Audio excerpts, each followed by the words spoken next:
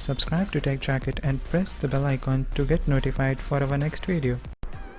Welcome back guys, my name is Bhavya and we are back with a View TV update thanks to one of our viewers who has provided us the best APK version of the Amazon Prime Video, which is working absolutely fabulously on the TV.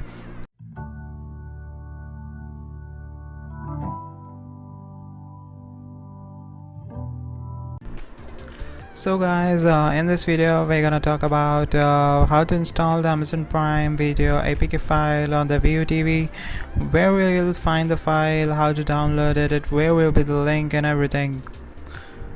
First of all, you have to download the APK version on your computer. You shall have a pen drive where you can transfer the APK file and which shall be attached to the View TV. After doing this and attaching the pen drive on the View TV, you have to download the ES File Explorer from the Google Play Store. After downloading the ES File Explorer from the Google Play Store, you have to open it, select the USB drive which you have connected, then select the APK version of the Amazon Prime app, install it. After doing that, you shall go to the app section in the ES File Explorer